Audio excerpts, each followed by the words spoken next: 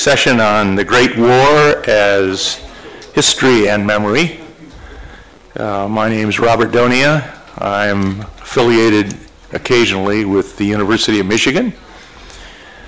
And we have a youthful panel this morning, all of them much more youthful than I am. So I think we can look forward to some fresh ideas and new insights from people who are just starting their careers in this field. I want to thank you for coming, for staying around to see the latter part of this conference, and hope you'll particularly feel free to raise questions and make statements, if you wish, after the presentations are done. Let me first introduce our first speaker, Jasmin Mujanović, who is a PhD candidate at York University and this year visiting scholar at Columbia University, who will speak on Princip, Valter, Pejić, and the Raya, Elite Domination and Betrayal in Bosnia and Herzegovina. Thank you, Robert. So I think my presentation is going to be a little bit different from most of the other presentations that I've had the honor and privilege of listening to at this conference, because I identify the assassination of Franz Ferdinand as an episode, I feel like, in a particular kind of constellation of political moments that in one shape or form or occasion sort of repeat themselves throughout Bosnian history over the course of the 20th century. So I'm actually going to move the clock forward well beyond 1918, and I hope you will humor me, or at least have the decency not to call me out on it. With that note, so I'm concerned with these historical moments of political potential in Bosnia and what they reveal to us about the nature of politics itself in this country, and I would argue most of the former Yugoslavia. Governor Princip is central to this discussion, of course, but I will also briefly touch on the moments and experiences of Valter Pejić and the journalist Nenad Pejić. The attempt here is not to provide biographies, but to read through individual lives, broader social dynamics in Bosnian and Yugoslav history. And my argument is a fairly simple one, but I think an important one, and that's namely that the central cleavage in modern Balkan history is not ethno-nationality, but class. And I think we see this clearly through these three moments. And moreover, I argue that the primary social struggle in this area is between an elitist, oligarchic, and ultimately kleptocratic conception of political power on the one hand, and a populist participatory one on the other. Now, this particular narrative could even be traced back before somebody like Governor Princip. We could talk about ideas about Balkan federalism that go into the 19th and even the late 18th century, but we only have so many hours in the day. So the process of independent state formation in the Balkans in the 19th century, in the midst of the collapse of the Ottoman Empire, was the product of the socio-economic conditions in the region at the time, of course. And especially important here was the class structure of Balkan society in the period. The nascent elites under whose guidance these new states were formed were not Atlantic liberals, of course, because economic and political relations in the 19th century Balkans were not capitalist. In Bosnia-Herzegovina today, I would even argue, these capitalist bourgeois relations still do not exist. Thus, no bourgeois model of government, e.g. anything akin to what we would call a liberal parliamentary democracy, could thus emerge in societies where there was no domestic bourgeoisie. How then could we characterize class structures that led to the formations of the early Balkan states, and by relation the kinds of governing systems they created? By and large, the early Balkan state founders had gained their authority as formerly pliant clients of the Ottoman state, or as bandits. In some cases, both applied. By the 19th century, the weakened port had increasingly come to rely on various local big men to maintain some semblance of law and order, and some of the most effective big men proved to be the individuals who had only moments earlier been the very bandits whom the state wished to see brought in line. And of course, this kind of criminal element, quote unquote, in the process of formation of states continues throughout the 19th century, and I would argue that we essentially see a repetition of it in the 1990s. So the only political economy a class of bandit clients, as it were, could establish was one essentially identical, or at least incredibly akin, adjacent, to the one that had produced them in the first place. Wealth and privilege could in such a system only be secured by a single means, I argue, accumulation through dispossession. Violence became the definitive feature of the Balkan state.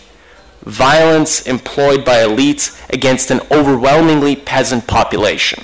So when we speak of the Raya, we speak of the lower class, the tax subjects of the Ottoman Empire, and of course I don't think it's any accident that in contemporary Bosnian slang or parlance, the concept of the Raya is still an active concept that is used to distinguish ordinary people from elites.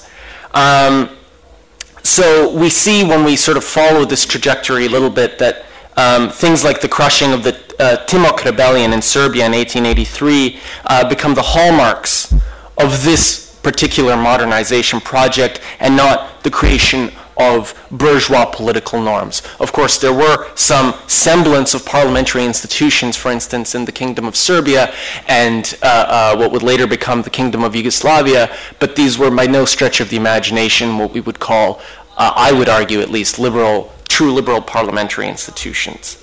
Now, of course, violence could not in and of itself be the only means of promoting or ensuring that the system would continue, and this is, of course, where we get the introduction and creation of nationalism.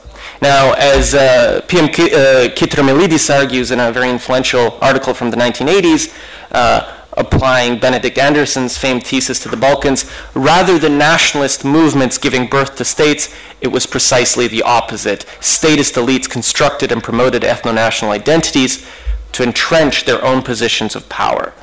And I argue that nationalism became a way to consistently displace and prevent essentially class-based politics from emerging and class-based reforms.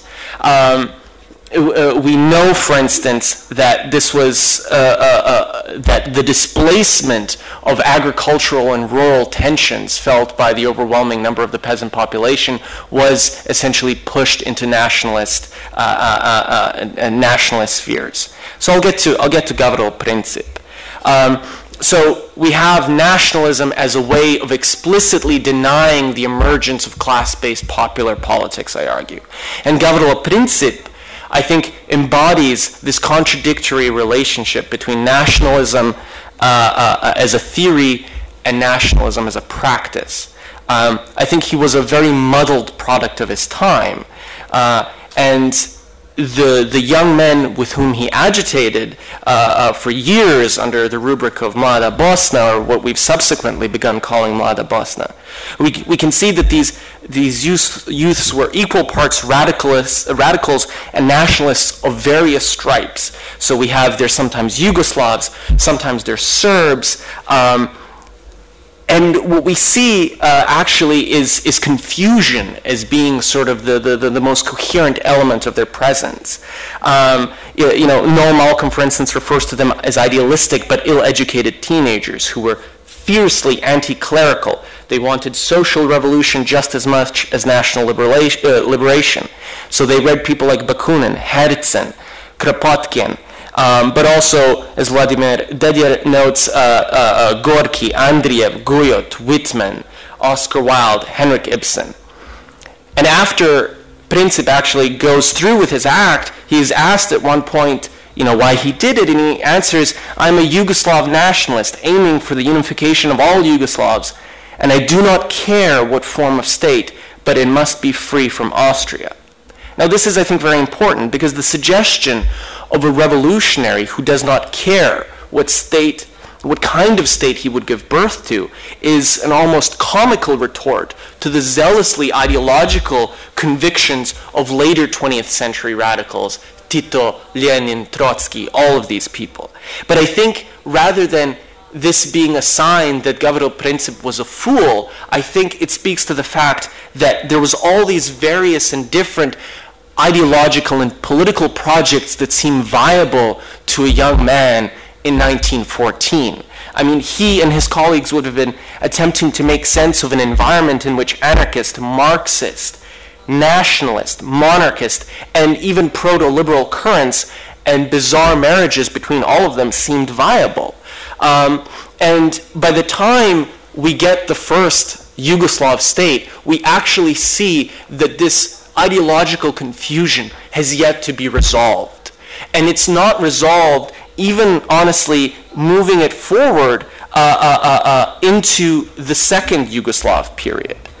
And one of the biggest factors in all of this is, of course, the political economy angle behind all of it.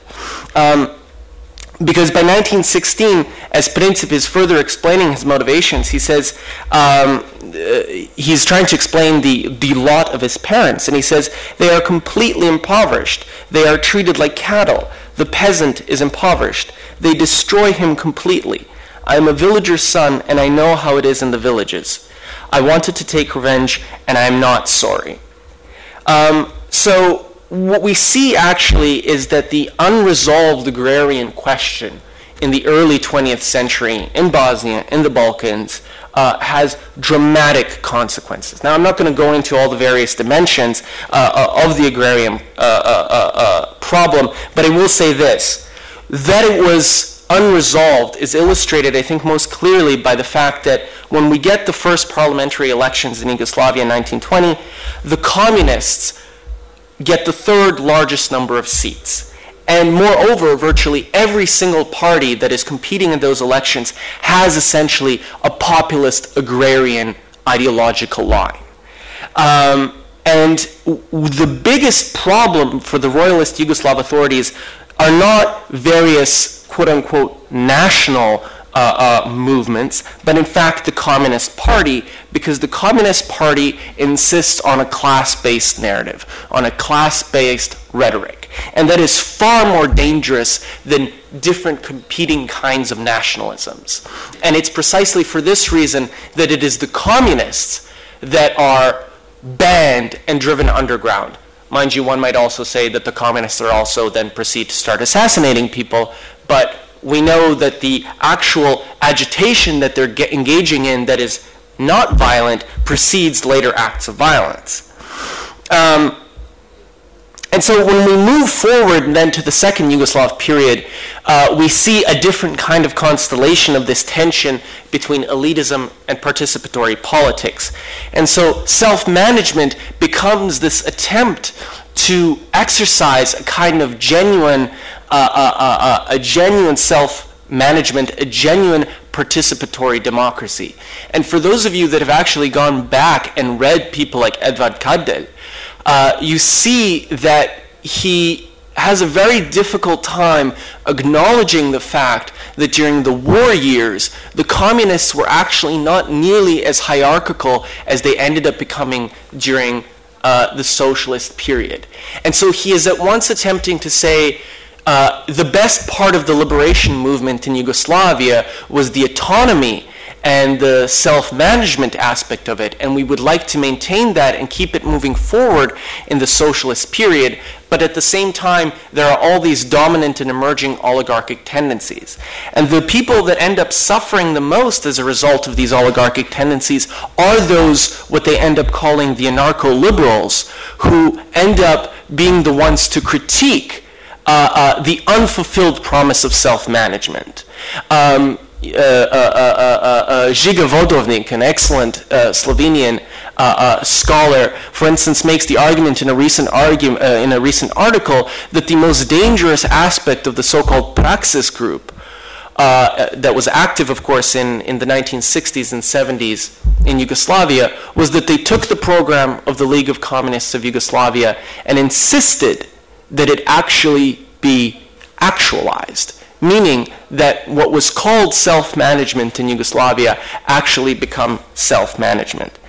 And the conflict that emerges out of this ends up being resolved in such a way that by 1974 we have this new constitution, and we have a constitution that radically decentralizes the country without democratizing it. And what we end up happening is exactly the same kind of problem that we have in the 19th century. That we have growing class antagonisms in Yugoslavia, that is underperforming economically, that there are growing wealth disparities between basically the haves and the have-nots, and that the haves, meaning the political class in Yugoslavia, once again rediscovers nationalism as a way to undermine growing class resentment. And so this is why I use what happens in the 1990s and I parallel it to what happens in the 19th century. And I'm just going to wrap up here with a quote from Nenad Pejić, who was a journalist, and I mean is a journalist still to this day. And he wrote an article about a year back, or about 2 years back, about the peace protests that started happening in Sarajevo in the run-up to the war. And so this is, I'm quoting from him, in response to the massive anti-war demonstrations in Sarajevo in 1992. For Bosnia's political parties, this was the greatest threat ever posed to them. An organic movement was spontaneously demanding their wholesale resignation. And so he continues then from there and explains how he tried to negotiate with Izetbegović, with Karadzic, but neither one of them would of course have it. And so at the point at which we then get Karadzic's snipers firing on people in Sarajevo, we see once again that violence is the element which allows nationalism to take root. Because prior to that, it is still an open terrain. There is still contestation that can happen. Once violence is introduced, as it was introduced in the 19th century, violence eliminates all other alternative social projects. And this is the same project we have in Bosnia today. So I'll wrap up on this point then. I think we can note that from the essential dynamics of class politics in Bosnia, they have remained largely static for more than a century. There are no ancient ethnic hatreds here, but there is certainly a lasting struggle over politics, and whether it is to be understood as a narrow and ultimately oligarchic project or a popular and democratic one.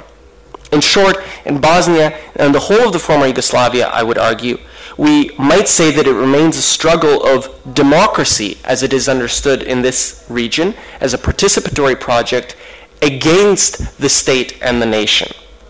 As with the February protests in Sarajevo and the rest of Bosnia, we see that time and again ruptures are possible within this matrix, but lasting transformative potential depends on our ability to articulate not only a coherent analysis of particular class dynamics in the past and the present of the wider Bosnian and wider Yugoslav social space, but I think an equally coherent and popular democratic project for the future. Thank you for your time.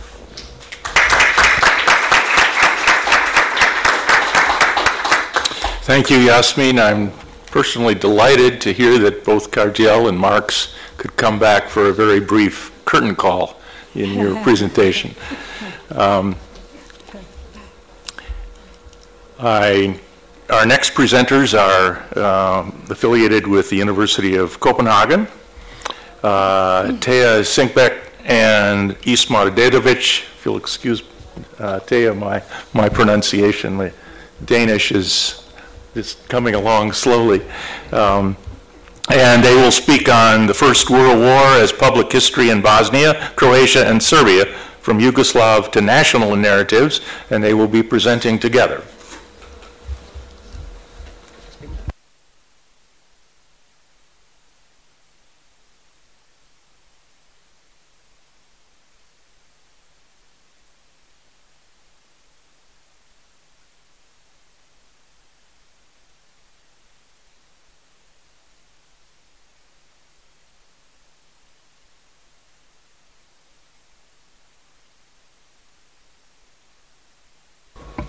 Jeg skal lige bruge vores noter.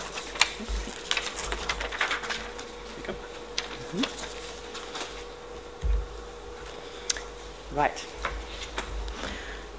So, dear interpreters, we're going to swap talking here, so if we become impossible to understand, the translate wave as us, and we'll try to make it more possible. Yep. So Ismar and I, we are going to try to give you a presentation of a project that's been running for a little year and will continue. And we will start out with trying to demonstrate for you where our huge puzzlement came from about what it is with the First World War in these countries.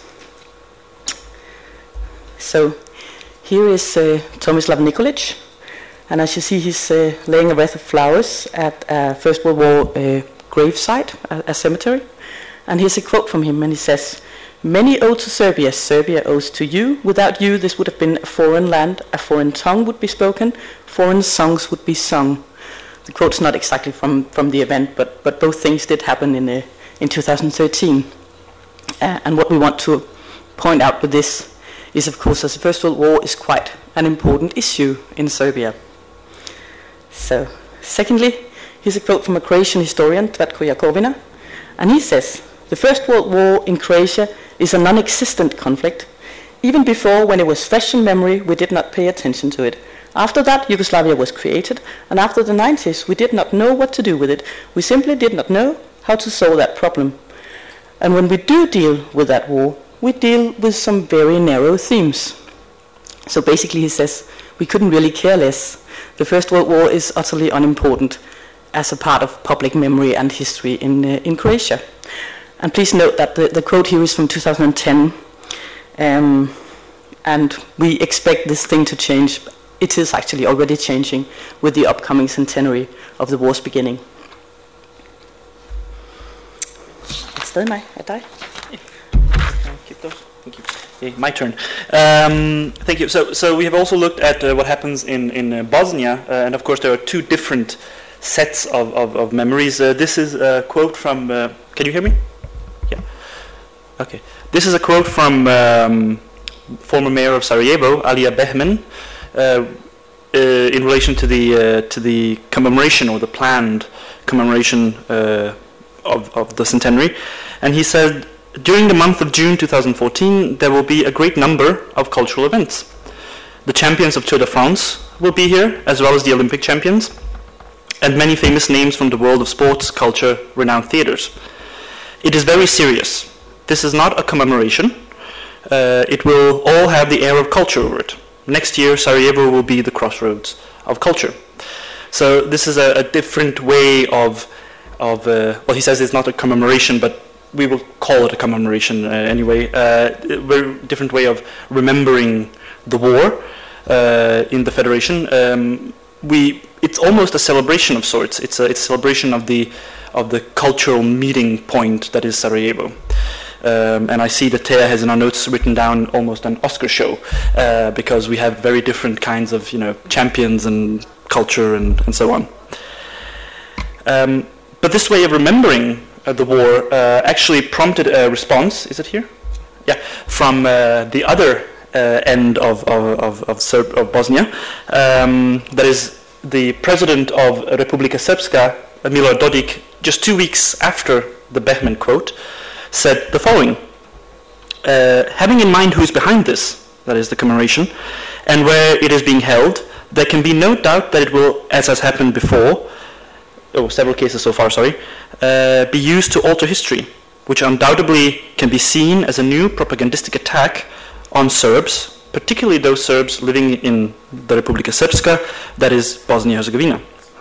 As a freedom-loving people, which has in the name of liberty suffered such enormous casualties, we cannot allow them, and throughout its history been on the side of fairness and against occupation and fascism, we have a duty not to allow them, that is the Bosniaks, I assume, to change and erase our collective memory and history." So what Dodik is saying here, he is very much in line with the Serbian way of remembering the war, and he is also very much in the speaking for the defense of Serbian collective memory, which has a very long tradition, which we will get into a little later. And he also here, as we see it, equates the attack on collective memory with an attack on the nation. Now we can get into whether this is just politics, but there certainly is a resonance for this among the people. So what we have here is are very different perspectives on World War I in the three different countries, which you may have already sensed from the different presentations so far, but we just wanted to illustrate it yet again. And the very interesting thing is that the war is essential to some, Republika Srpska, Serbia, and also utterly unimportant to, for instance, Croatia, and somewhere in between for Bosniaks or the Federation, or however you want to term this Sarajevo commemoration. Your time. Thanks. So our question then became, where does this very divided approach to First World War memory come from? After all, this is an event that's almost 100 years old, very soon. And no one, this means no one will remember this directly. It's definitely remembered through memory tradition, so it's a mediated memory. And we got the idea that we need to look at that memory tradition that has sort of established the basis of the way that the war is remembered today.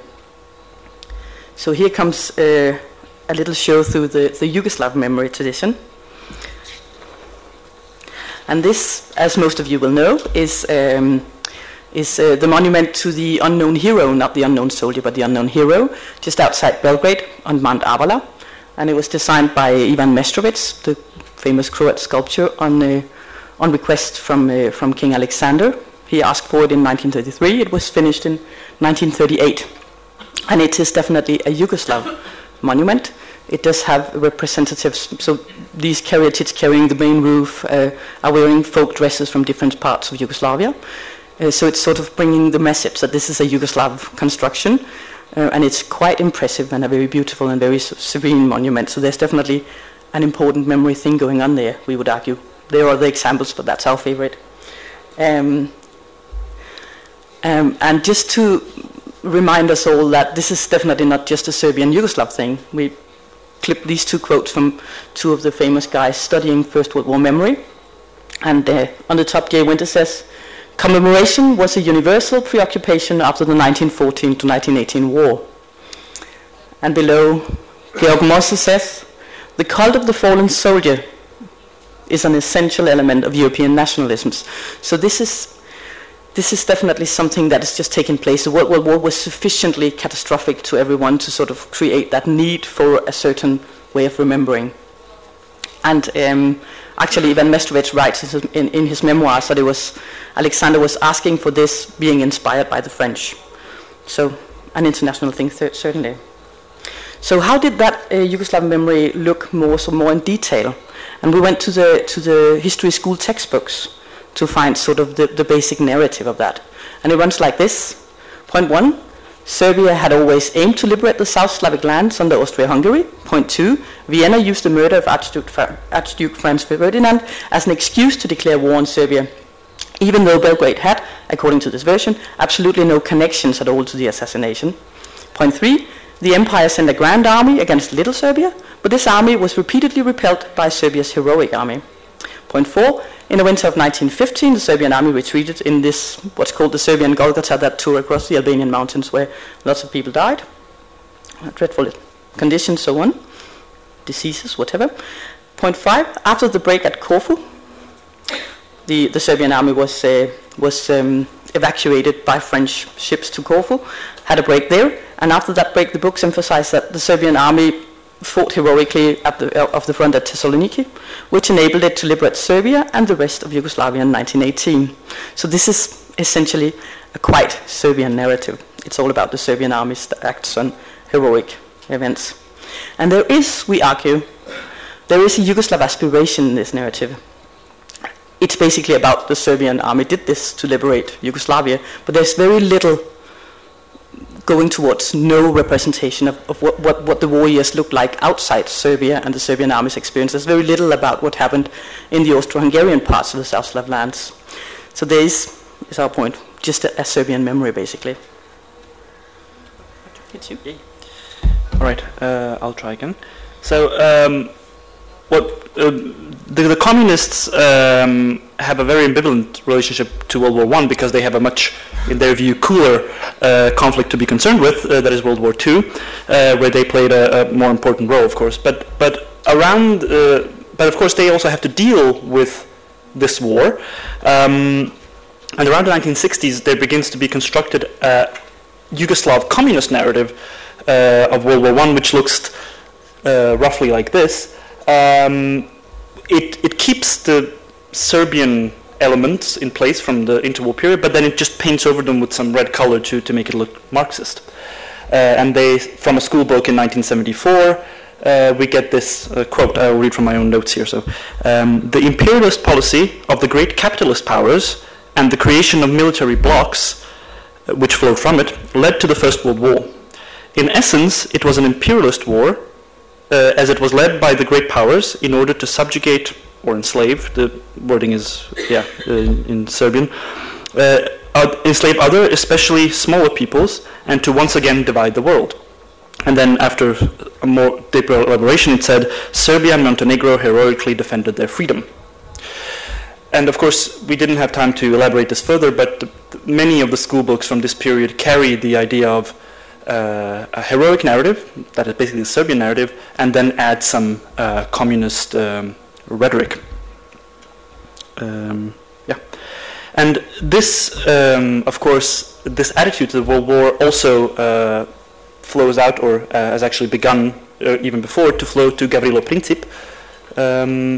And this is the memorial plaque that they place on, of course, the spot where Franz Ferdinand was shot, and it says, from this spot on the 20th of June, Gavrilo Princip, with his shot, marked the popular protest against tyranny and our people's, plural, centuries-long yearning for freedom. Now, you will notice that there are these terms as popular protest, the fight against tyranny, yearning for Yugoslavia, or freedom, which in this case is practically equated. And also, which I find very interesting, there is no mention of who he shot. He's nowhere. I mean, he just apparently shot in the air, and this created this freedom. But of course, that's not important who he shot. The important thing is the symbol and the struggle against tyranny. So far, the communists. Yeah? Right. How are we doing with time? I don't know. How are we doing with time, Robert? You're doing fine. Ah, that's nice. You're doing fine, and I think by virtue of the fact there are two of you, you get another 2 minutes. So it's thank you very much. That's great. Please proceed. Right. So this is where I'm heading towards the post-Yugoslav narratives. So basically, to sum up, we come from a Yugoslav narrative, both through the interwar period and the communist period, and when we come out here, we are dealing with a First World War narrative in which the First World War was a Yugoslav war of liberation, in which there was very little memory outside the Serbian memory tradition. In the late 80s, furthermore, there was a beginning of a challenge of this narrative. So it's becoming challenged whether there was really just one narrative, whether the Yugoslav peoples had really always just wanted to become Yugoslavia, whether or not maybe Croats, Serbs, Bosnians, whatever, had different aims. So there was a challenge to the general narrative, but it was still the one that was present pretty much. However, the fall of Yugoslavia meant a lot of changes to this narrative. So as you all know, the Yugoslav project collapsed rather violently. Communism was abandoned.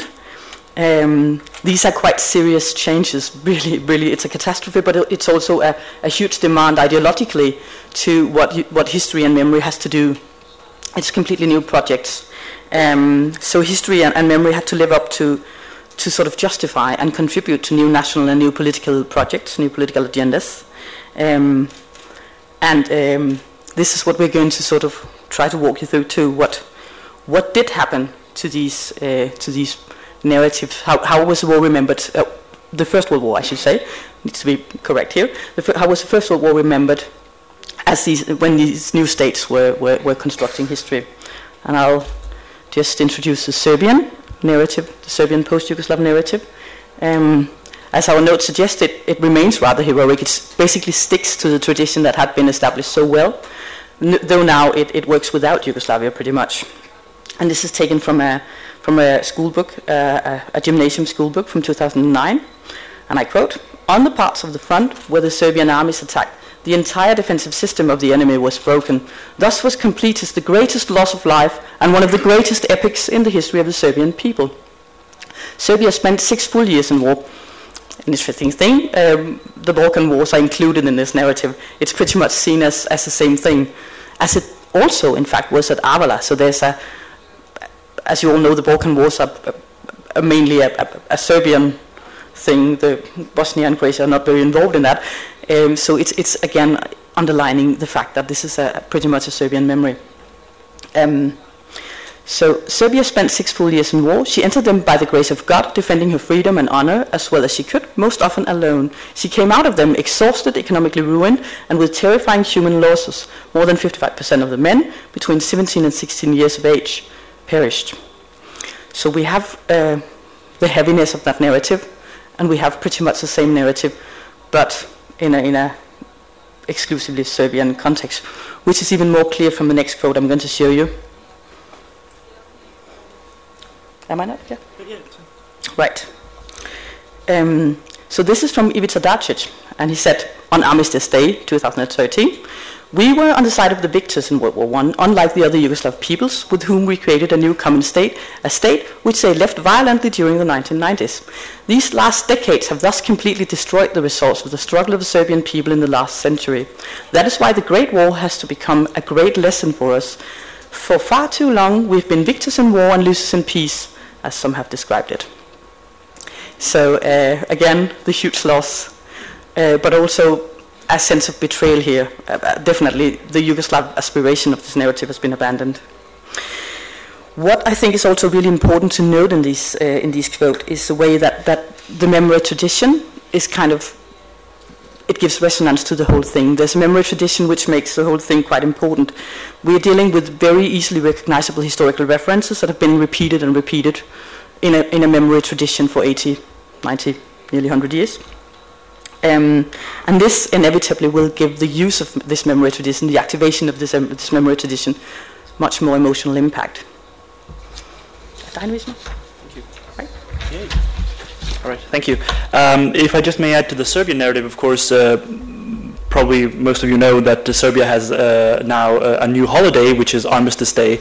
I think it's 2 years old, or 3, something like that. 2012. Yeah, it's from 2012, I'm being whispered to here.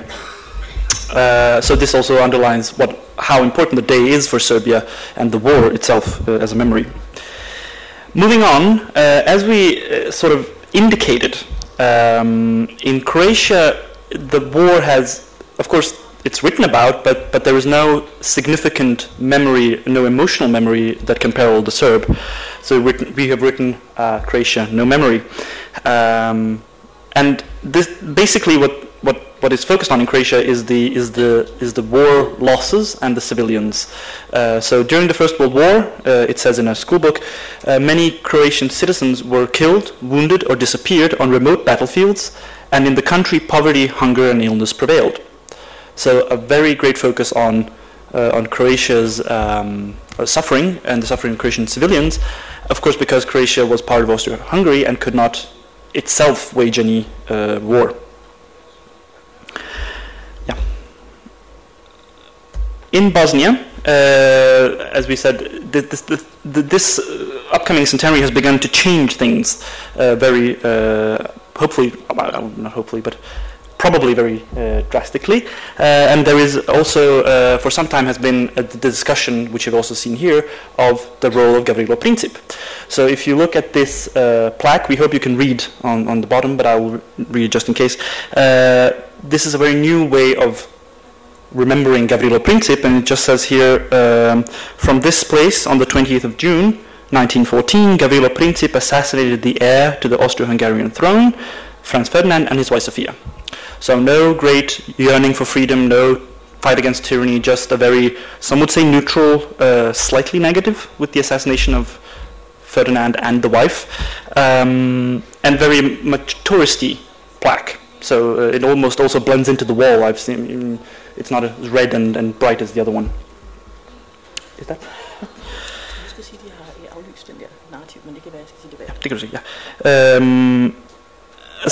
And besides this reevaluation of the role of Gavrilo Princip, Bosnian school books have begun to develop a new narrative, which sort of, we can see, tries to parallel the Serbian heroic one, or maybe not tries to parallel, but tries to create one. So what they do in many of these school books is either talk about Gavrilo Princip, talk about the suffering, or talk about these Bosnian-Herzegovinian units, where the 3rd Battalions of Bosnian-Herzegovinian regiments participated in the military operations on the Balkan front, positioned within the structure of the 40th Infantry Division, so very militarily heavy. In the battles in Serbia at Bukva on the 25th of November 1914, I can just read it here, why am I? Gojkomir Glogovac distinguished himself and was awarded the Order of Maria Theresia and an aristocratic title.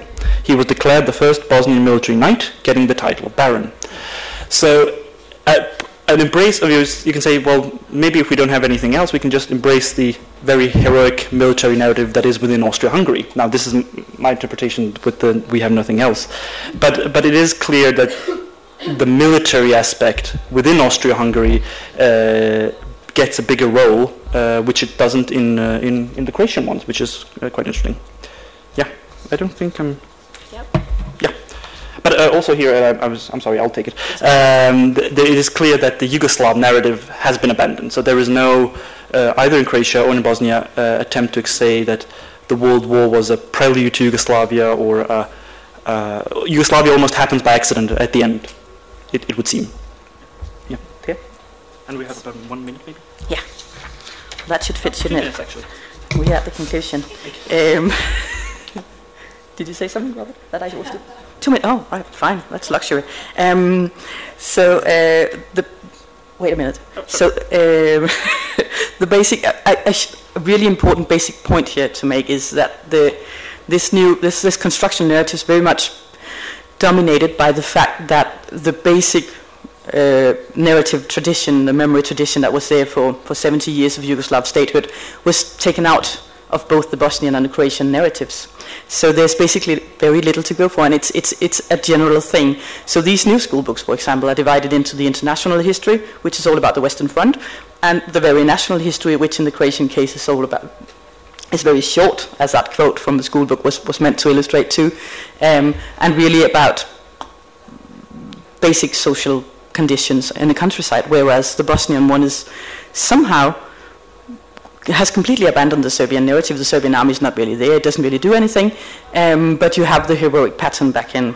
So we were sort of some guesses at where this come from, and we have our conclusions are these, a little bit banal possibly, but so we would argue that there are these three elements that we need to consider, that of course these books will, or these memory traditions will be created along different national experiences during the war. So since history is a national effort, it's a national discipline basically, even though you share the same language, or you share very similar languages, it's a national discipline. So you write national histories in the end, and therefore the different national experiences during the war will dominate how the war is remembered. But we do think, that's the second point, that this shared Yugoslav memory tradition has had huge impact on the way that war is being remembered today, either by being there as an available tradition that the Serbian politicians and Serbian historians could use, or by being completely removed and leaving pretty much tabula rasa, a blank area in which you could either create a new memory or not really know what to do with it, and leave sort of pretty much a vacuum, which has been the Croatian case until now, where the very enthusiastic initiatives are being taken to sort of create something for Croatia. And of course, the memories are created along current national and political needs, which is always the case with history and memory. It will inevitably be answering to demands and needs in society. And here is an interesting thing about that tradition, because it does sort of also define the room, the space of agency that these memory memory practitioners or politicians and historians can work within. Because while the huge and heroic and really tragic, important Serbian First World War history is there to be done something with, it also binds Serbian politicians. You couldn't just abandon that narrative. You can work within it and you can enlarge it, but it's very, very difficult to sort of accept the Oscar-like celebration that's being suggested by the Sarajevo City Council these days. Whereas in the cases where it's been abandoned, you have a very open space to work within, which is pretty much what they do in the Sarajevo City Council. Thank you.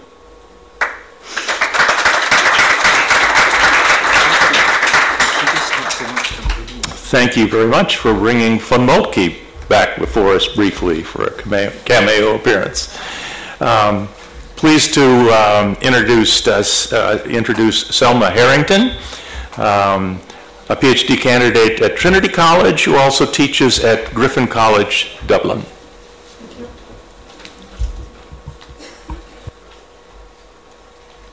Thank you very much, and I'm also Sarajevan, so I'll speak in English because my work is written in English. And I'm delighted that I come at the end of the very interesting presentations that have also somehow set the scene for a lot of other visual memory explorations and constructs that I have been interested in this work that is that will be hopefully a snapshot of a larger work that I have undertaken last year and that I intend to continue looking at visual memory studies within cultural studies of Central and Eastern Europe and sort of aspects of institutionalized memory as perceived in the museums. So I will show you some of the slides, and I'm indebted to many people and a lot of literature that has been mentioning throughout these 2-3 days in the conference, so I'm not going to dwell on that, but I would rather give an insight in how did this study develop around the case study of the assassination memory. Cover photographs are 100 years apart. On the left is the place of the assassination prior to it, on the day of the annexation, 1908, where a group of citizens is reading the announcement of the annexation, change of rule from former Ottoman to Austrian. And then the second image is 2009, a work of Canadian artist T.B. Neuspiel called The Assassination Sandwiches, that nicely illustrates the very international and contemporary take, somewhat ironic take, where a series of other world-known personalities are meeting one another in this sort of voracious appetite for new interpretations of culture. So it puts us in time with the two key things I'm exploring here. If I can find enter, I can. So the overview of that I have been looking on this place that has been created in a sort of recognizable target of a lot of interest, academic and public. I have been looking in particular to memory plaques that have been put in, and some of the previous speakers have sort of walked through that a little bit. But essentially, in this 100 years of memory, it has the official marking of that location and the territory have started within the Austro-Hungarian rule within 4 years of war, in a very conventional way, mourning the dead and demonstrating also who was in power, who is in charge. So that the authorities sent strong signals, in particular within these war years, to the locals as well. What has happened here, and how do they take and how do they perceive that? So the victims were, of course, commemorated with the first memorial plaque positioned on the Schiller's pastry shop, as it was known there, in German, mentioning the event of assassination of Archduke Ferdinand and his wife. In the third year of war, a monument, so-called monument to killing, spomenik umorstvu, was erected across the road on the Latin bridge at the entry to it. Quite a towering and dominant feature in that part of town. And there were other plans to build a memorial church and so on. The monument was celebrated in a public consecration Catholic Mass. And other literature, stamps, postcards, all marking the spot and mentioning it as the catastrophe, as it was, not only for the imperial house, but also as it unleashed, as we know, the whole chain of events later on. So I have been looking at some of these postcards and sort of tried to understand how could it have been also for the passers-by, and what can we read from these images? You can look at the corner, the place of memory, as a sort of ordinary humble Central European street, but an even closer look in time on all the representations of this place show multiplicity of signage. They show in some instances 4 languages. On the previous slide we see Hebrew, we see Arab, possibly advertising pilgrimages to Holy Land or Mecca. We see German, we see Cyrillic and Serbo-Croat and so on. And we see people dressed in again, multiplicity of dress code, from Austrian soldier uniforms to countrymen in baggy trousers to sort of Bosnian Muslim men with European dress code and fez.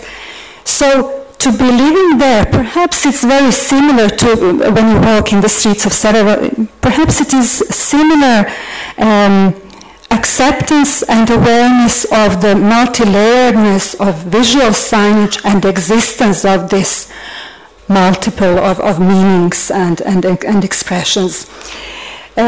Just briefly on the monument of killing, spomenik umorstvu, that was erected in 1917, that has been a very little known feature in the subsequent periods. And it is worth noting that the first mention of it, to my knowledge, was during the opening in the catalogue of the exhibition Architecture of Bosnia of the period 1878-1918, which was opened in the National Gallery in Sarajevo in 1987, where the art historian Ibrahim Krzović practically discreetly brought in this form of commemoration to the public eye for the first time, even though he did not, in that socialist period where we are aware of the singular narrative of commemorating the event.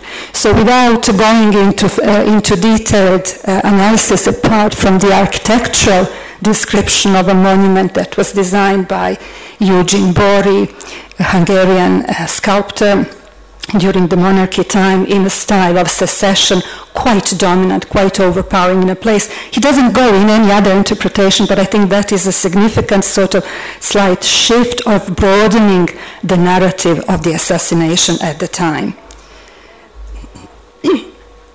Of course, the assassination itself had, with the change of administrations in Bosnia, while the officials of the Kingdom of Serbs, Croats and Slovenes, and later Yugoslavia, were very cautious and very diplomatic and internationally condemned and dissociated themselves with assassination, even declaring immediately after it in the Daily Politica that these were Austro-Hungarian subjects, the conspirators from Mlada Bosna, so they have nothing to do with them. So the the authorities were quite cautious to publicly display the change of attitude towards this act. But of course, public and religious and also international support was there already, because the very, I suppose, youth, the conduct of the conspirators, the terrible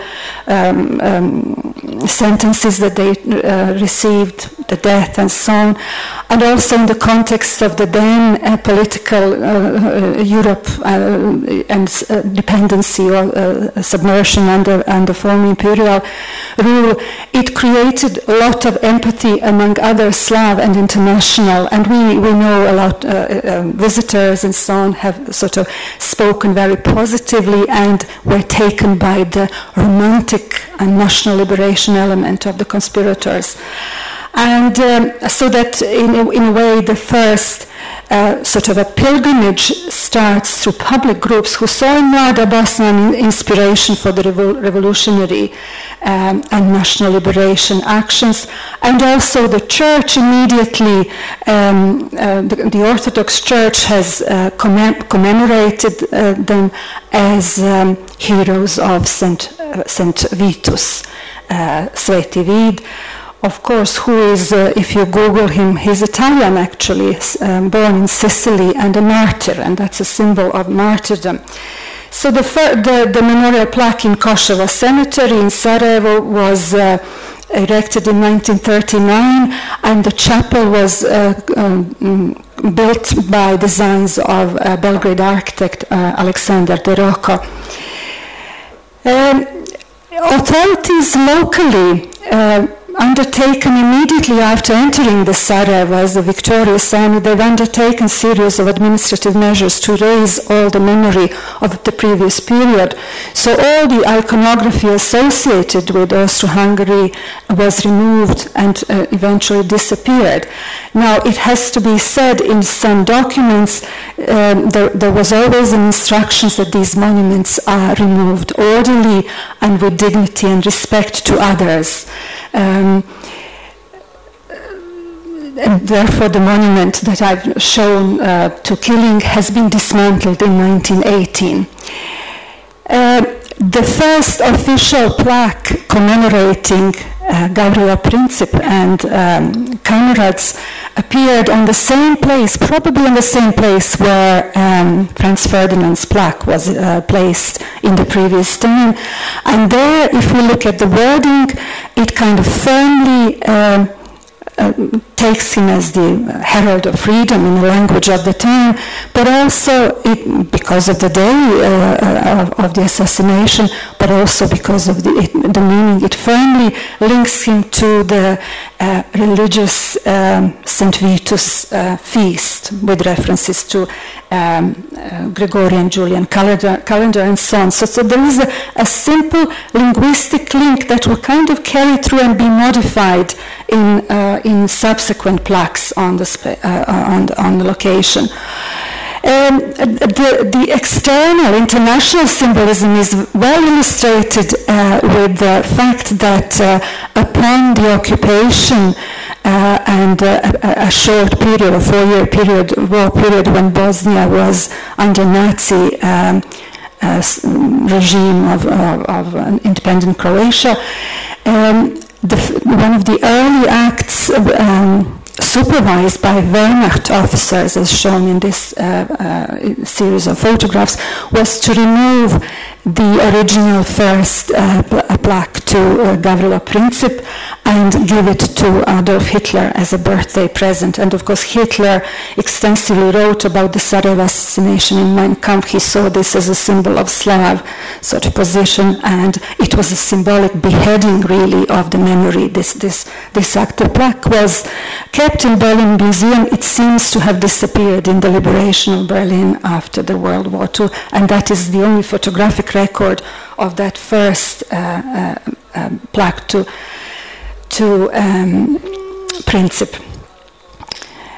After World War II, with the partisan liberation and Sarajevo, very quickly, not even on the day, official day of Europe Today, okay, I'll speed up, A second plaque is, and again, it's interesting to look at the linguistic links, and my thesis here is that very soon somehow there is a distinct canonization of Gavrilo Princip. Perhaps it has something to do also with the origin of the partisans and people in power then, who were a lot of them from the same place where he was born. And there is, even though there is a rhetoric of divide of religious connotations, there is a link in statement and public speeches, so that linguistic link with the Serbian national mythology is quite clear. I'll skip some of this because it has been shown there, and we looked at these maps. But really, the culmination in the social period of mythologizing principles, museumification of the memory, where a series of interventions went on with a plaque and opening of the museum in 1953. And a good team of architects that had also another, and sculptors and artists who had another subtle agenda also to introduce some qualities of Bosnian vernacular architecture under the leadership of Juraj Neidhardt, the architect. I won't go into that. Where we are in the war, 1990s, of course, that all became discredited, and for a while the museum was closed and elements were missing. I have to say they were saved by the bravery of a curator and persistence. So the tradition of still keeping things that almost 100 years ago is well and alive, despite the odds here. What we have now with even this type of discourse, we have broadened the narrative.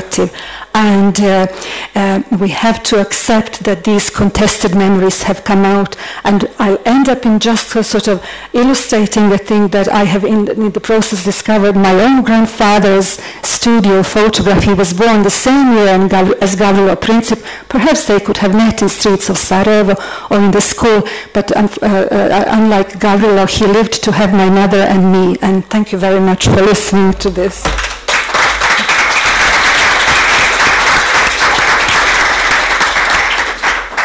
Thank you very much, Selma. I am particularly pleased to see your presentation along these lines, because you just delivered what I'm going to say this afternoon. So, I think that obviates the need for me to speak.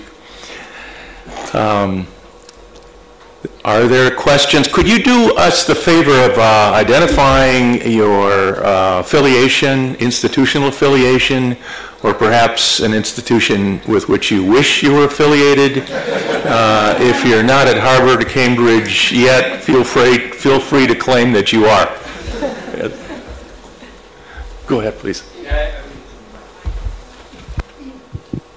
Yeah, thanks a lot. I'm Ulf Bomber, and I wish to be affiliated with the University of Regensburg. I wish already, that has already become true. Thank you a lot for these three really very exciting papers. I have a lot of questions. I will limit them to kind of two, probably more sort of remarks than questions to Ismar and Thea and to Jasmin. Ismar and Thea, I think I found it very convincing on the one hand, but still there are two things where I don't really agree with you. First of all, I think you are overstating the coherence of the Yugoslav narrative.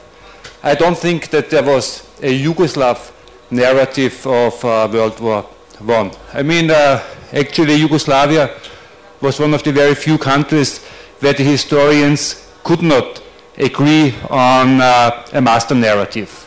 You know about these attempts to write the history of the Yugoslav peoples, and they kind of agreed until the period of kind of until 1800, but after that there was complete disagreement, and they failed to produce a common, a coherent master narrative. And the quote that you presented from the textbook is, I think, really very indicative, because it is so formulaic, it is so superficial, and therefore you can read it rather as masking a disagreement.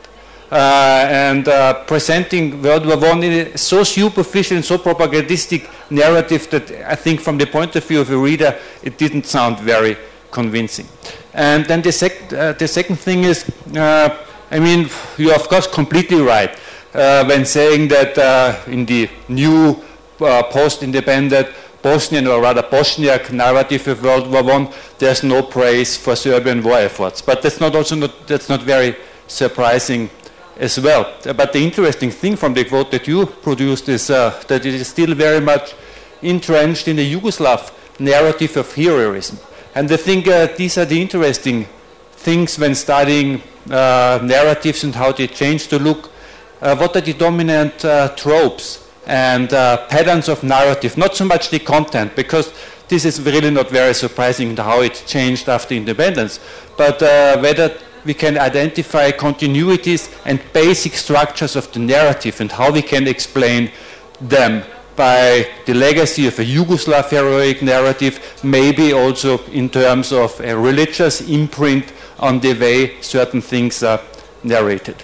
And then to Jasmin, first of all, thank you very much for bringing class in. I think that's really something we need to do when we want to understand Balkan history, though I don't completely agree with your analysis.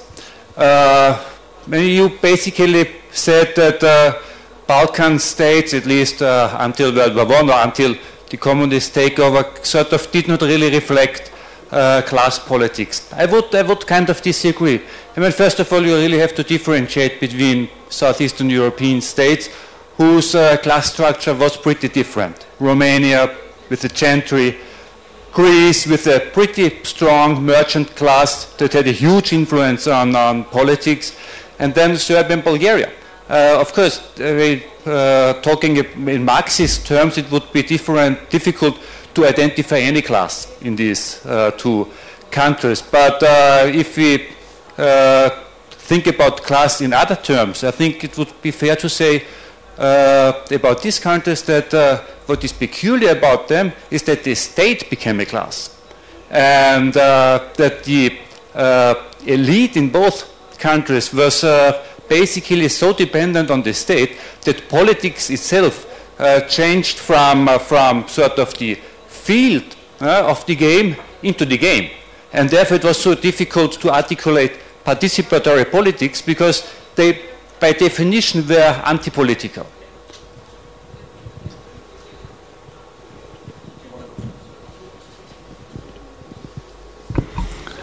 Caveats, responses, counterattacks. Let's start with the two of you.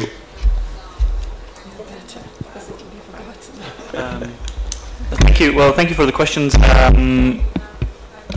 With regards to the Yugoslav narrative, you are I think, somewhat right to say that there are these disagreements in Yugoslavia which create a tension. But even a vague narrative is still a narrative, and it has been taught in the schools vaguely for 70 years, although during the interwar period it was not as vague as all that. It was just a Serbian narrative called the Yugoslav one. And then of course in the communist period. But it was, what we found interesting was the fact that we now have three very divergent narratives, but in countries that have a shared legacy, even a vague one. So that's why we looked also at the Yugoslav to see, well, what has been taught in these schools and in these institutions and officially has been taught. We of course cannot know what people privately thought or how well these ideas sifted through to the brains of small kids, but still it was, I would argue, and I hope Thea would agree with me, that even a vague memory is, or a vague history tradition is still, and it is still Yugoslav in the sense that it started already in 1918, before any of the three entities that have become post-Yugoslav, as we call them, actually had time to develop one. And of course it leans very much on the Serbian narrative, but which it then lifts up to present it as Yugoslav. Do you have any? I think it's fine. Yeah, that's it. No.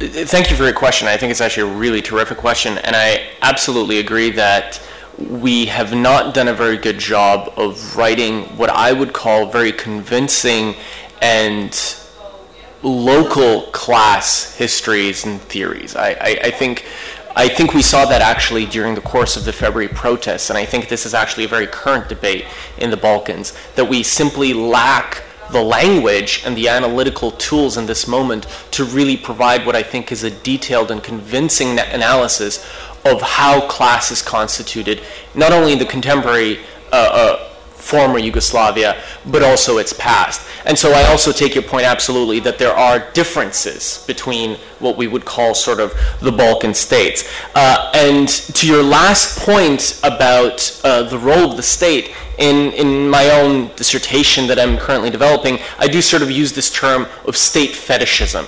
And I think it's something that we absolutely see as an active category today. And by that I simply mean that the state itself becomes the idea of the state, and the way the state is talked about, especially by elites, and sort of projected onto ordinary people, whatever that means, is essentially in fetishistic terms. That the idea is that you become so obsessed with the preservation of the state and the nation, which becomes sort of one fused entity, that the state itself becomes an exercise in, and I take your point, anti-politics. I mean, that is really the problem that we have, I think, in certainly contemporary Bosnia-Herzegovina, that the Dayton Agreement and the way Bosnia is currently constituted is essentially an anti-political peace. The only thing that you can talk about really are nations and the various states that these nations would like to have or not have, but in terms of actual political praxis, political practice, social dynamics, these are things that are pushed to the side as being irrelevant, that the only possible political lexicon or category is the state and the nation. And that, again, as I say, is to me actually precisely the opposite. It is a anti-political, a depoliticization process. So thank you for your question. Yes, please, go ahead. Yes, sir. You raised your hand earlier and wanted to. Go ahead. Oh, you're waiting for the microphone. Okay.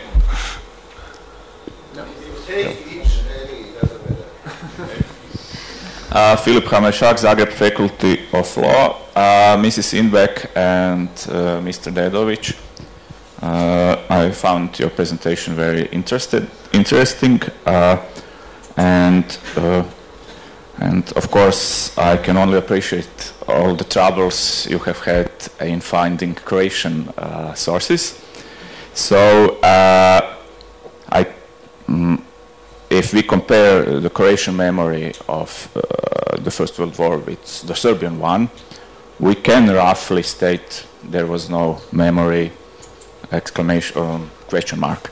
But in fact, when we were talking about Bosnian memory and the resurrection of the military virtues of Bosnian soldiers fighting in the army of Austria-Hungary, the similar process was evident also in Croatia, especially in 1990s during the war, and it is also present in some other textbooks in Croatia now, because in Croatia's schooling system there exists a variety of textbooks for the given period. So this textbook by Damir Agicić and others has only a narrow, very summary statement about the war, but some other textbooks did mention Croatian commanders, commanders of Croatian origin fighting in the army of Austria-Hungary, did mention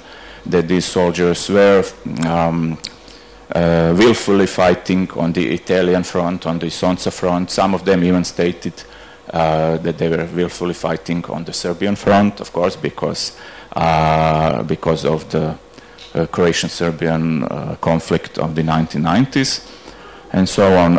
There were also several re-editions of the military history monographs concerning the First World War period and the participants of Croatian soldiers, and there were also some of the TV programs which did, well, they had some trouble in finding the right answer, whose war was that and why these soldiers were fighting, but they did also find some positive reasons for their fighting.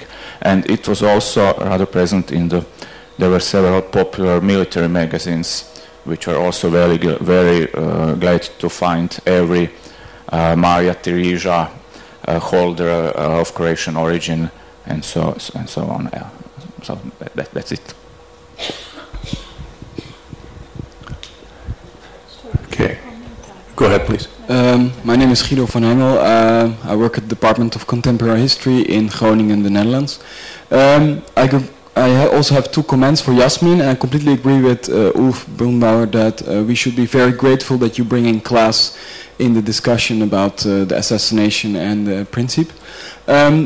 I almost completely agree with everything you said, but it's almost, so there's some things. First of all, I disagree with you that Princip is a prime example of this class contrast or class struggle. You should go to Hadžići, which is a town close to Sarajevo. That's the place where Jovo Princip used to live, the brother of Gavrilo Princip. And the house where he used to live is now the municipality building of Hadžići.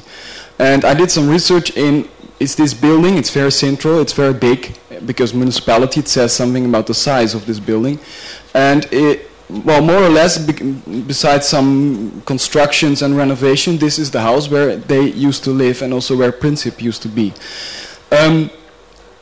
After the First World War, Jovo Princip really became successful. He invested a lot in Hadžići, and he became, well, in a local context, some kind of tycoon with his timber trade. Then that's first. Second, the younger brother of Gavrilo Princip studied medicines in Zagreb, and he became a doctor in the interwar period.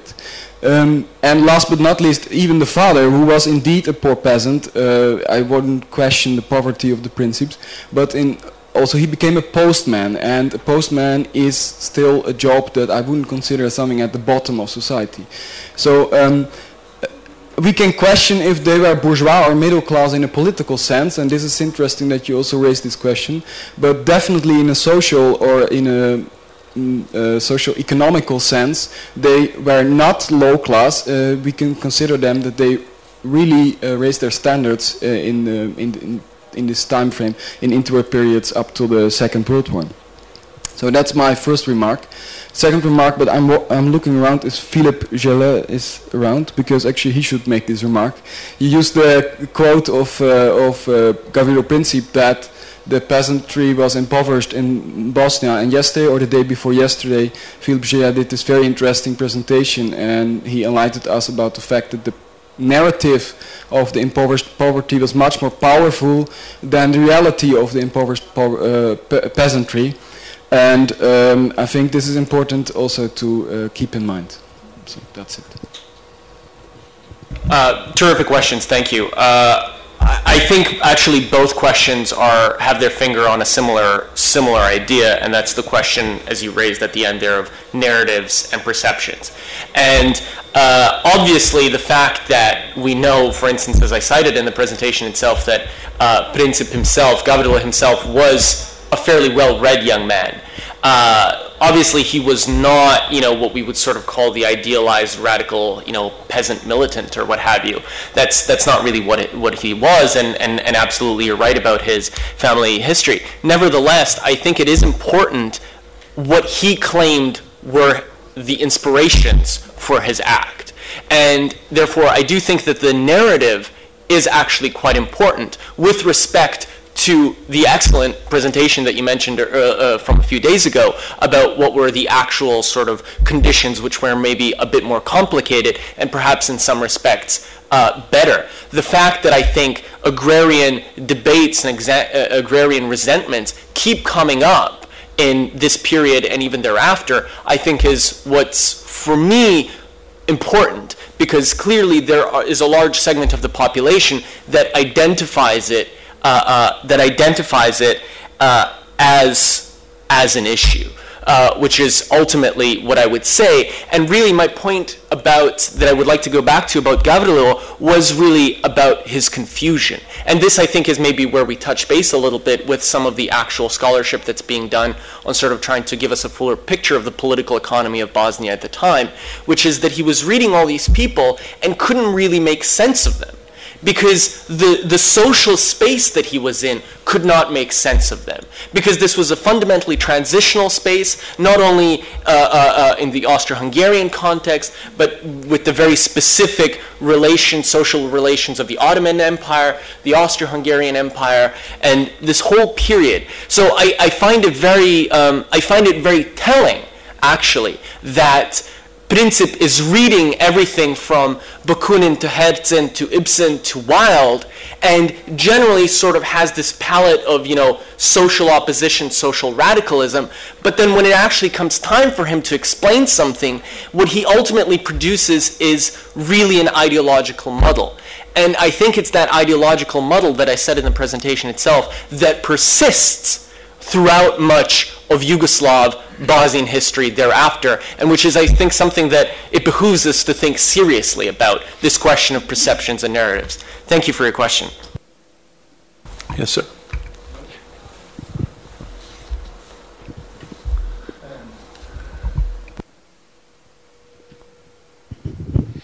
I have two questions to Jasmin. How reliable are actually the utterances of Princip in the prison compared with on the days when he committed the assassination? That was one question. Another question to Tia and Ismar. In this school book from 2009, I think it was Mujanović who was the author. There was this that Serbia went into the war by the grace of God. What is actually the context of that, and how do you interpret that reference to God in that connection in the school book?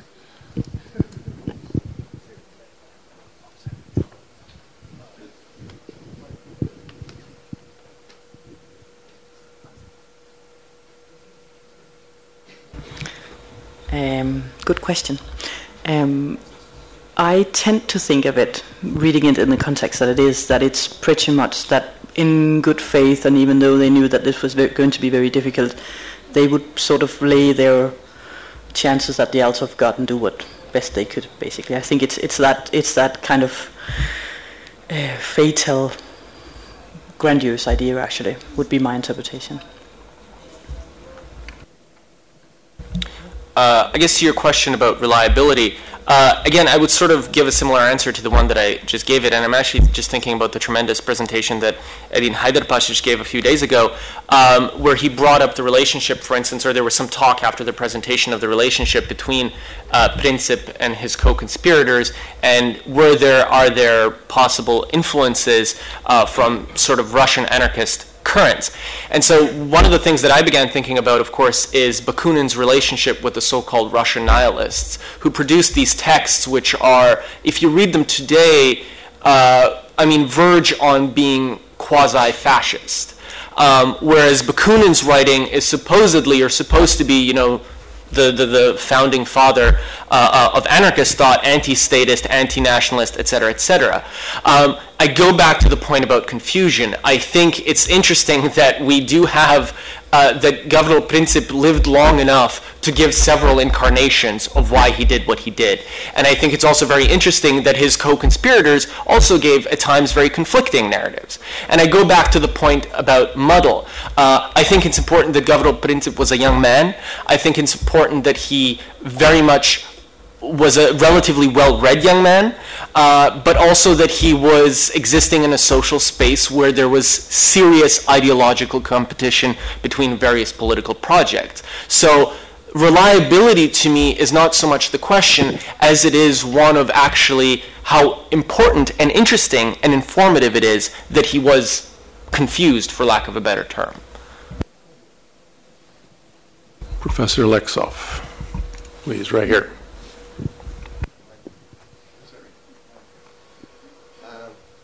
Since you already introduced me, my institutional affiliation is UCL, which prides itself to be one of the best universities in the world, but gives to its student the worst plastic frozen food you can imagine. And I'm fighting for years this struggle, but unsuccessfully. So it's all relative, these university rankings. Two comments rather than questions to Tea and Ismar's presentation and Selma's. One is visual, and you focused on it, and I know you were limited with time, but the other is the rituals, the enactment, the ceremonies around placing these plaques and monuments. And there, only to add, probably you also know this, King Alexander, or no one official for that matter, unveiled that plaque. Was unveiled by Hamdija Nikšić, who is one of the young Bosnians, in a rather modest ceremony. And the whole also exhumation and transfer of Princip and Čabrinovic's body remains, and was as much initiated and celebrated, if you want, by Czechoslovakia as by Yugoslavia. And that is also now brings me to the comment to Thea and Ismar of how right we are in observing these changes in narratives in isolated Yugoslav or Serbian, Croat, Bosnian context, because these changes also happen elsewhere. And, you know, if we take them side by side with what happens in Czechoslovak textbooks, you know, we might have a different idea or approach or interpret them differently. Only that much. And let me remind you, I mean, of Švejk and, you know, the key Czech image of the fat, churchy Ferdinand who was killed. Thank you. Professor Bieber. Thanks. Yeah, my institutional affiliation is a university called Karl Franzens, which often leads to people writing letters to the university, dear Karl and Franz, or something like that. But indeed, the food is better. But my question is also about the textbooks, and I mean, I'm kind of wondering also about the significance, I mean, not just about the narrative, but actually the significance of this narrative, because I think this is one of the things which is actually striking, is how actually relatively insignificant this narrative is, both in the socialist period and in the post-socialist period. So, and I think that might be important to kind of consider how to rank it in their overall importance, and also that the post-Yugoslav period also changes. I mean, I don't know, I haven't looked at it for World War I, but we know it very well for the way World War II is portrayed. And, you know, the first decade after the end of Yugoslavia, in Serbian textbooks, the portrayal of the Second War is very different than it is today.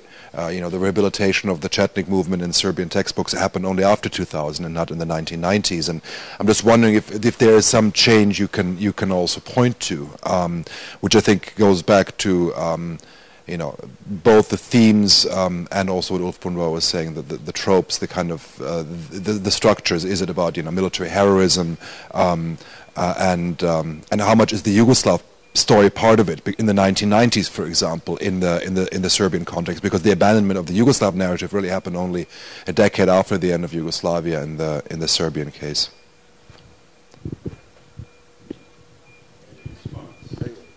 Well, any of you like to comment on?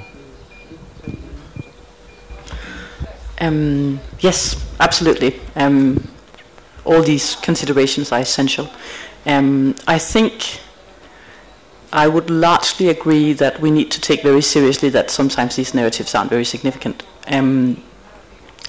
I think that for post-Yugoslav changes, I think what's most obvious to what we've been looking at is that this upcoming centenary does create an urge to say something.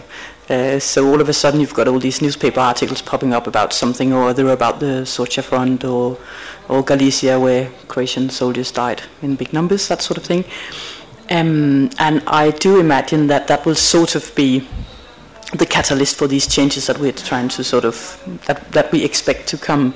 Because basically probably due to its very insignificance, at least in the post-Yugoslav period, there's not so much to say, which was initially a disappointment, but afterwards sort of an interesting realization, well, okay, this doesn't really matter very much, whereas it might be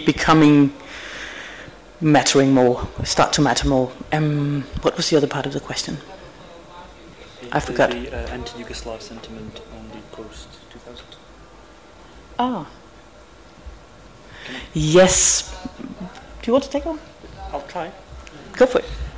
Thank you. This is a very interesting little exercise. I thank you for also to Bojan for the question about the international aspect, but I will just say that it's very true that the anti-Yugoslav sentiment in earnest begins post-2000, and you can also see that it is like as if the importance of the event is increasing the further we come away from Milosevic, because it is only 2 years ago since the commemoration day has been instituted.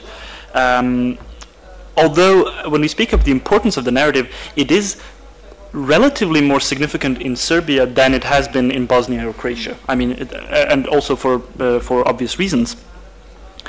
But we do also see, before the breakup of Yugoslavia itself, especially in literary works, a criticism of the result of the First World War from a Serbian aspect. So there are some of these famous tropes of Serbia losing in peace what it gains in wars and so on. That sentiment is there, although not, of course, as demonstrably as later on. And if I may just say a little thing about the comment to the international aspect, of course that is vital, and we can also probably see that this commemoration in Sarajevo also has an international dimension. I mean, we have very great involvement from particularly the French embassy, but also others in this commemoration, and also probably an expectation from at least Europe, okay, what will Sarajevo do to mark this centenary? So the international aspect and the international expectations are very interesting, especially post-Yugoslav Bosnia and Croatia, because they have more maneuver room, as Teja pointed out. The very heavy and emotional Serbian tradition of remembrance does leave less room to wiggle. But then, yeah. Thank you. Is it my turn? Yes, ma'am. Okay. Ljubica Kostović, University of New Mexico, the U.S., not in Mexico. So I have two questions. One is for Selma.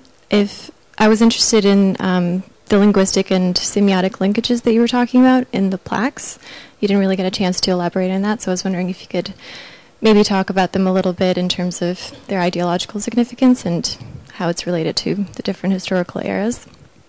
And the second question is for Jasmin. So my understanding of your presentation is that generally you make a pretty clear division between the political and the participatory or social kind of side of things. And based on what you said, that division is reflected in a sort of physical violence. At least with the example that you provided, it was demonstrations followed by snipers. So I'm guessing this is sort of like the Marxist theoretical point of view that's leading to this. But I'm wondering if we might make a different kind of distinction, if you could comment on this, if we were to sort of move away from this idea of a material or physical violence and look into a more like systematized way of experiencing violence. So in one sense, if we have violence at the national or political level or some sort of strife, that it also translates into other spheres of life, including private life, family dynamics, etc. And because you were sort of relating this ideological space in which Princip existed in a muddled sort of way to the state of affairs today, in which we have, in Bosnia at least, a very sort of divided political or what have you kind of system, if you might kind of tell me what you think about a different kind of division that's not necessarily just in terms of this material, physical violence that's being experienced, but that might, appear as problems people have to, I don't know, register a golf league or something like that.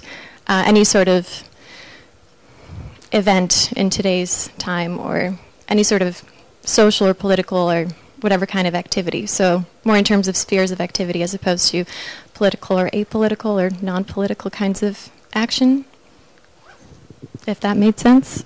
Yes.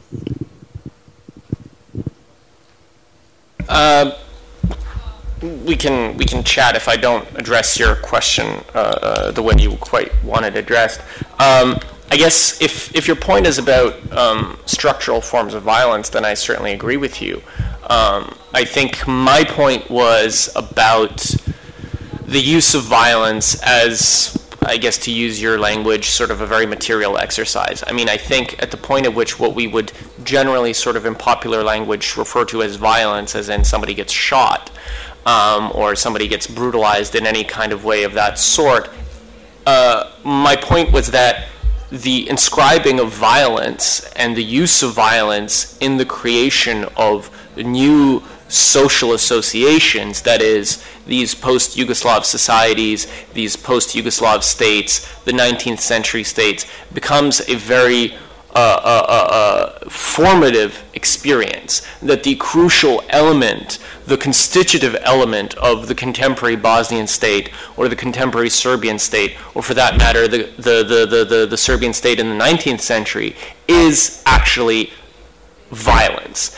And the political economy of these states becomes based on, you know, what people like David Harvey would call accumulation through dispossession, which is simply, and this goes back to the earlier point about class, and this is why I really struggle to use terms like neoliberalism when it comes to Bosnia, because yes, Bosnia is absolutely embedded into global capitalist circuits, but the way in which wealth has been accumulated in Bosnia by the political class has not been through what one might call a recognizable circuit of capitalism. It came through somebody blasting down your door, putting a gun in your mouth, and taking the copper out of the walls. And it has persisted to be essentially that. Not necessarily to that level, but it remains essentially a continuous exercise in violence. And not through what one might call, you know, in Marxist terms, sort of economic or legalistic exploitation. And I'm not even necessarily, I don't necessarily identify as a Marxist, but I do think that this language and this theoretical body is useful in thinking about the contemporary Balkans. And I'll just say as a final point, if what you're suggesting is then that perhaps beyond this sort of macro violence, there is a filtering of there's a filtering of violence, absolutely. And it goes it permeates through contemporary debates about gender and sexuality in the Balkans, and what we can openly talk about is an entire society with severe PTSD. All of these things filter down and are absolutely relevant to the way we conceptualize social relations and violence in the contemporary Balkans. Would you like to say? Okay. I'll just take the point you asked about the linguistic triggers, and that is interesting to compare the four plaques that were officially on the place, because again I think it is we all interpret the words, and it in particular coming and living in Ireland where I live now, colloquially I know people kind of, well, there's a head of a Protestant on him, and the names, and so the linguistic triggers that I meant here on the plaques seem to originate and are rooted exclusively in a singular sort of folk memory linked to St. Vitius, to martyrdom, and then freedom announcing, and I suppose some other texts that were shown in another context solidify that. So I suppose in the end, when you look where we are now, how do we commemorate the event, it has been said the wording is sanitized, but at that plaque for the first time the victim and the perpetrator meet and kind of honor the two people who died.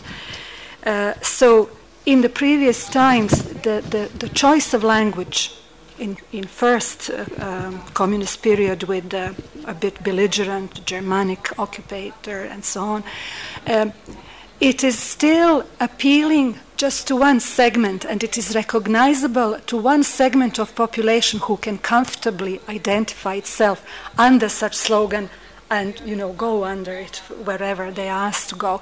And therefore, even if you look at other signs and signifiers, Mlada Bosna, that could have been and is still sort of seen as a blending, overarching shield, has sort of faded away. And I suppose from the Bosnians today's perspective, that is probably the only one that could be revitalized in a more modern context. I can just make one very brief comment. I think that this conference and the attention that is being drawn to the anniversary is not only recalling the narratives, various narratives about the assassination, but in a sense it's rekindling them. And I think we here, I guess the best example I would cite is a press report in the Chronicle of Higher Education about this conference, written by a journalist from Berlin. And writing from Berlin, he has concluded that this conference is reigniting ethnic tensions in the region, refueling ethnic tensions, and repeating all these intellectual arguments within the halls of our meeting. Now, I don't know how he managed to conclude that from writing from Berlin, but I suspect he had some assistance from a number of people that he quoted, including Milorad Dodik and Dacic and a couple of other people. He also made some selective quotes, highly selected quotes from a few participants. Anyway, that to revitalizing some of these narratives, I think is one of the things we almost fear as this is going on, but it's nevertheless something that is happening at different levels. Any other questions? Yes. Sanja Gladanac, Institut za istoriju. Referirala bi se na referat gospodina Dedovića. On je u svom zaključku kazao da su iz udžbenika istorije u Bosni i Hercegovini izašli, u stvari da je nestao narativ, jugoslavenski narativ. Ja se baš u potpunosti ne bi složila s vama, jer u udžbenicima istorije iz Republike Srpske, bez obzira koliko oni bili pisani sa nacionalnih pozicija, i dalje je prisutan taj jugoslavenski narativ, barem kada je riječ o Prvom svjetskom ratu i percepciji Gavrila Principa i Mlade Bosne. Tamo se jasno kaže da su se Mlada Bosna i Gavrilo Princip borili za političku ujedinjenje Južne Slovene, odnosno za zajedničku jugoslavensku državu. To je najsličan, stvari isti narativ kojeg imamo u socijalističkim udžbenicima, gdje je jasno prenesena izjava Gavrila Principa da se on nije borio za ujedinjenje, nije borio za pripajanje Srbiji, već za ujedinjenje. Samo toliko, hvala. Ja bih tu samo, hvala na komentaru. Najvjerojatnije nisam dovoljno jasno rekao, ili možda sam zaboravio reći, da pošto u Republici Srpskoj i djelimično u, hajmo tako reći, hrvatskim udžbenicima u Bosni i Hercegovini, jer to je nažalost jedan dio nacionalnih predmeta ovdje, oni prate po ovom pitanju dosta Hrvatsku ili Srbiju. Tako da kada smo mi govorili o udžbenicima koji govore o bosanskom stavu, mi smo zapravo, možda smo to trebali reći jasnije, mislili na bošnjački stav. Tako da je to samo, drago mi da sam imao priliku da to ispravim ovdje. I'm going to take one more question. Aware as I am that we're dealing with an event in which academics became assassins, I think I don't want to be standing between you and lunch for too much longer. So one last question, please. No braves. Yes, please. Thank you for your bravery here. I'll try to be short. I'm coming from Belgrade. I'm Daniel Šarenac from Institute for Contemporary History. I was just inspired by these comments regarding the Yugoslav idea and contemporary Serbian historiography. I'm under the impression that there is a lot of confusion in Serbia regarding the Yugoslav interpretation. And I think that, for example, the Thessalonica front and the breakthrough of the front presents that in a quite picturesque way. For example, we still don't know how to interpret this event. For example, is it the liberation of Serbia at the beginning of this process? I'm talking about this September of 1918, or is it the first date of the creation of Yugoslavia, practically? So if we see the textbooks, we still have this, because I wrote now one textbook that waits to be approved at the ministry, and finally you don't have much liberty. There is a program which is quite strict, and I think quite imitates this socialist program from the 80s or 70s. Actually, this change of narrative mostly took place regarding the Second World War. So basically, the second, this 1918 period is much in tune with this Yugoslav idea ever since. Even this state of Dačić is not really against Yugoslavia in a way. Of course, after all, he's a member of Socialist Party and so on. But this narrative of Dobrica Ćosić, where Serbia wins the wars and loses them on the table, practically on negotiations, is something that exists in the public, but not really officially. If we see the comments on the internet on the 1st of December, they're always negative towards Yugoslavia. They say that was the mistake for the Serbian people and so on. So that's it.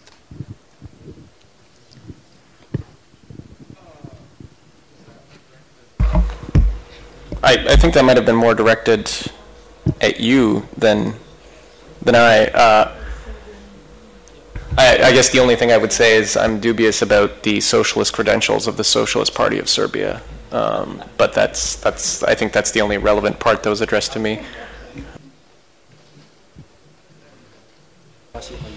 Well, thanks for that comment, and I think it was good and probably hit the point that it's quite confusing where to really put that narrative, where to start, what part of it. It's not confusing though that Dačić is definitely quite grumpy with Yugoslavia. Yeah. With that, I want to thank our panelists for their fine contributions. I want to thank the translators, the unheralded translators, for their great work, and thank you all for coming.